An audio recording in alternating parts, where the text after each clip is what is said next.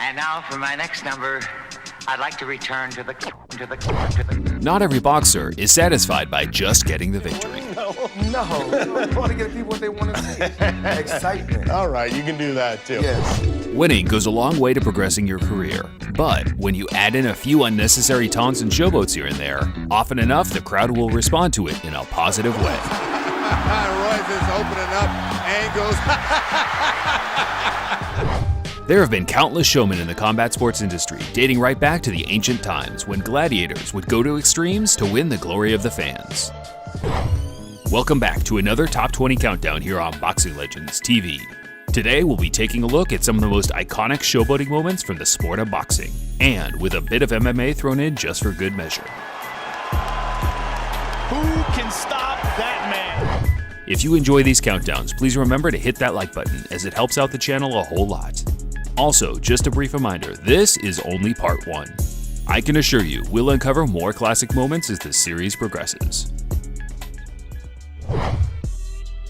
Roy Jones Jr. is a man who will take up many places as this series progresses.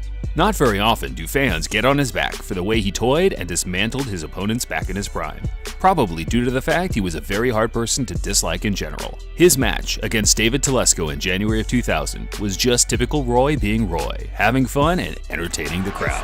Keep attacking. Attack. Roy Jones saying, go ahead, come into the corner and get me. Trying to bait the opponent into opening himself up so that he can answer him. Come on in here and fight, he's saying to Telesco. Nah, you can't hit me. Believe it or not, Christy Martin, seen on the right, is regarded as one of the greatest female boxers of all time. Hard to believe with that physique, I know, but this was her competing way past her best. In fact, it's her very last fight. In the closing seconds of the 10th and final round, Martin proved it was going to take a lot more than just a few taps to get her down. By outlanding Martin, who finished the fight with her hands down. After the fight, both announced that they are hanging up the gloves.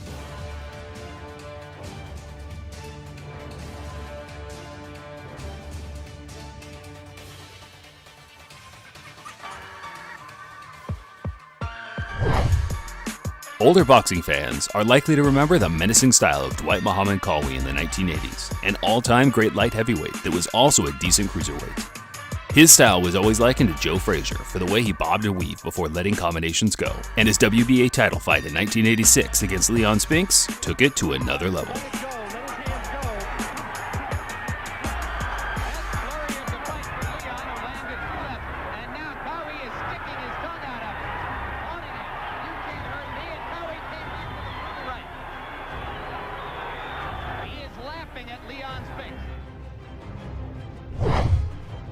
Mike Tyson wasn't one for showboating during his rise in the mid-80s, but one fighter he really didn't like was Mitch Blood Green. As far as I'm aware, this is the first time Tyson tried to mock an opponent during a fight. And thinking about it, to be honest, he never really did it much after. Can be learned in talking to some of the people he fought. Look at here, just laughing at him.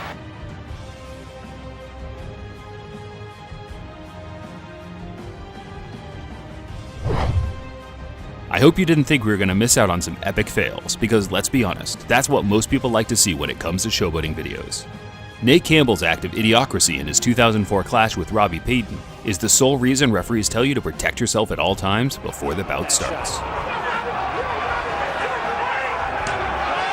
it's a left hand by Payton, and down goes Campbell. Playing games with the hands down, okay? Thank you very much. Not smart. Not smart. A short left hook to the point of the chin. Oh! It was more like a three-quarter uppercut hook, one of those 45-degree angle jobs.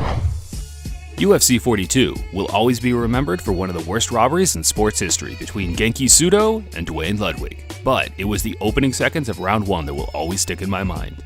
Genki was far from your run-of-the-mill fighter. He's an actor, singer, choreographer, producer, literally everything that takes tons of artistical talent to do, and it often showed during his MMA career. Let's get it on! Come on! I am psyched. Here we go, look at him. This guy is funky Joe Medina.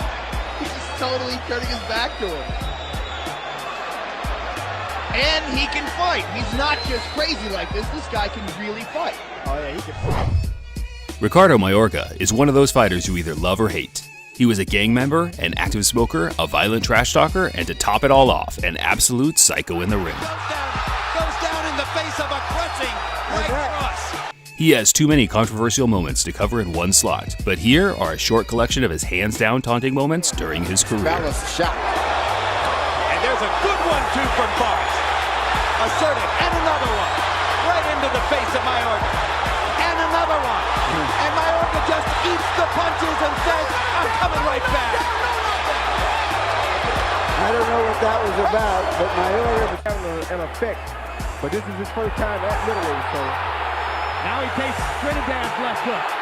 And this is a Mayorga tactic. He drops his hands and says, come on, hit me. Ale śliznął się. Nie wyczuł odpowiednio dystansu, zabrakło kilku centymetrów. O, lewy sierpą. No proszę! O, no brzydko to wygląda teraz. The next clip is nothing short of legendary. I wish I knew the name of the men fighting because I'm pretty sure this is a professional bout. But check out how the older man reacts as the crowd starts to chant at him over his weight.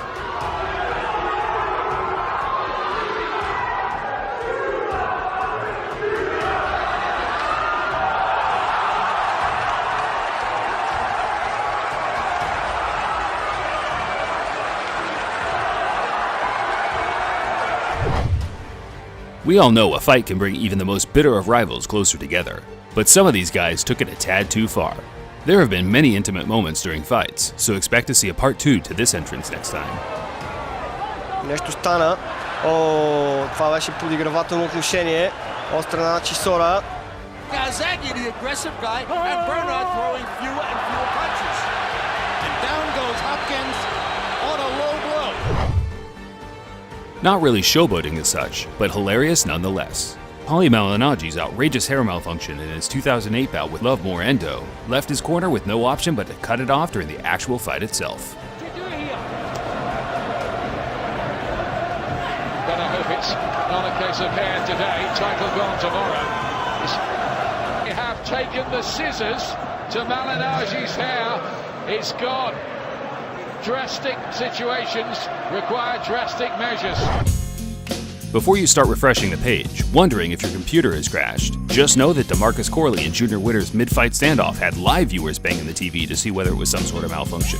What on earth were these guys thinking? Moment against DeMarcus Corley in this big fight for the WBC light welterweight championship of the world.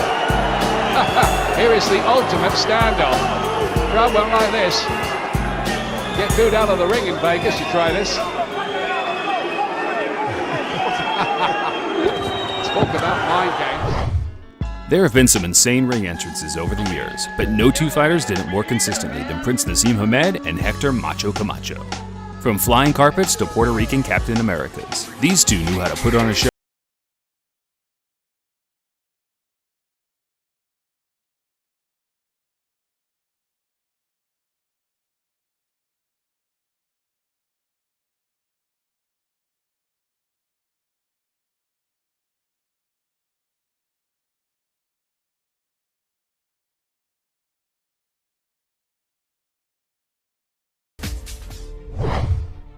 From a UFC casual fan perspective, I was kinda shocked when Cody Garbrandt was beaten by TJ Dillashaw this past weekend.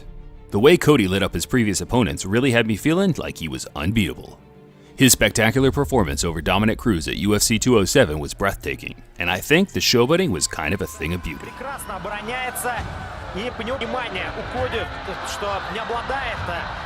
По ударам еще одна серия. Промахивается вновь Доминик Крус. Все мимо. И вновь очередное актерское. When you think of showmanship in boxing, past and present, you think of the Eubanks. Chris Sr. had the persona of a true English gentleman.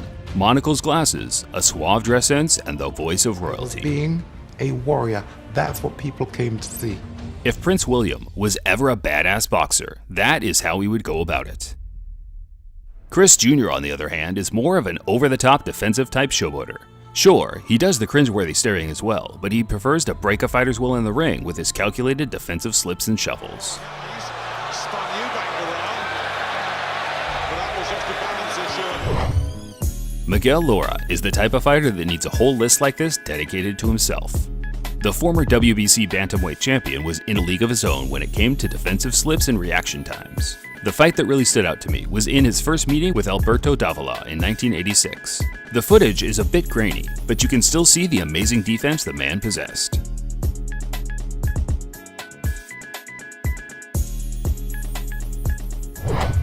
Bernard Hopkins has had numerous showboating moments throughout his incredible career. The ring entrances went from dark to, well, kinda silly. But at the age of 46, to beat a top contender like Jean Pascal in the style he did was very impressive. Real hard shots Hopkins is landing here. Now Hopkins is doing push-ups in the ring to try to embarrass his younger opponent. Hopkins is pulling out every trick in the book.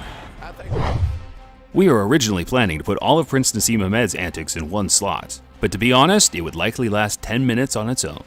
His 1997 world title clash with Jose Badillo really pushed the boundaries on what boxers can get away with when it comes to showboating. Again, that right hand working so well, and this is a very confident Hamed. Well, look at this. I think he's trying to do all this for the Sheffield fans. He's playing to the audience, trying to taunt poor Padillo, who's taking all this. Although this is a boxing channel, I'd be lying if I said I hadn't taken a keen interest in the Brazilian mixed martial arts star Anderson Silva. His Matrix-like moves often have you on the edge of your seat wondering how much more of this he can get away with. His UFC 101 clash with Forrest Griffin ended in swift Matrix-style fashion. Silva, aggressive here in round one. Confident in his striking. Look at the hands low. Yeah, I think Ducks he really under. does. Oh, down goes Griffin! I think he really is trying to send a message Looking here, to finish the fight! Look at Silva. I mean, that's just amazing. And again! He's out. He's out. And it is all over! Anderson Silva! If Emmanuel Augustus' dancing moves can't put a smile on your face, then I don't know what will.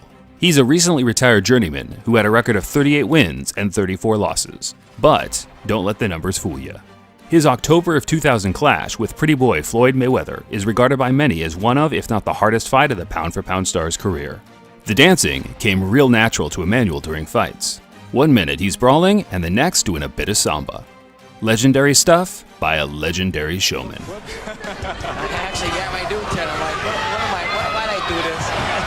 Now here's Augustus with the showboating and a left hooker cut that comes in, and this is what he just loves to do, the stylist. Well, let's talk about what this can do. This can do a couple of things. One, it can definitely distract his opponent. Although his opponent, Ray Oliveira, a guy who's fought for the world title, the IBF Junior Welterweight World title, and had fought 7 Continental former